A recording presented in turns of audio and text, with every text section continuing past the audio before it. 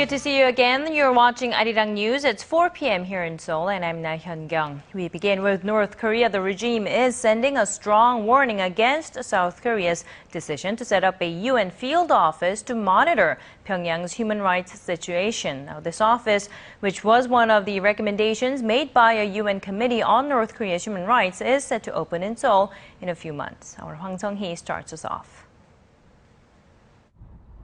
North Korea is upping tensions on the Korean peninsula, saying it will push ahead with merciless action against the South if it goes ahead with the opening of a UN office on Pyongyang's human rights in Seoul.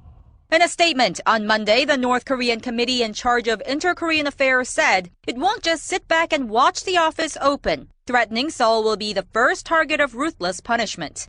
It added the South was making an unforgivable provocation against the regime's dignity.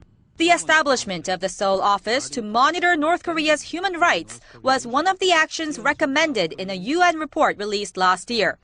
The UN's Office of the High Commissioner for Human Rights said last week that it's still finalizing administrative matters for the establishment of the office, but said it is expected to open during the second quarter of this year. This isn't the first time North Korea has protested Seoul's hosting of the office, but comes amid growing international pressure on Pyongyang for it to improve its human rights situation. Last Friday, the UN Human Rights Council adopted a new resolution on the North's human rights violations, urging Pyongyang to release its political prisoners.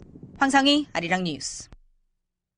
Washington's Defense Chief Ashton Carter is due in South Korea next week for talks with top Korean officials. A government source in Seoul says the agenda will mainly focus on the threat posed by North Korea, but there's still speculation that Carter will want to talk about deploying a controversial U.S. missile defense system to the Korean peninsula. Kim Hyun-bin reports.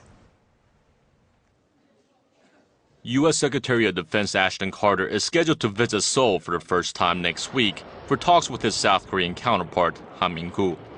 A South Korean government source says Carter will arrive for a two-day visit starting April 9th. During his talks with Han and President Park Geun-hye, Carter is expected to discuss ways to better deal with North Korean issues and to boost the two countries' military alliance.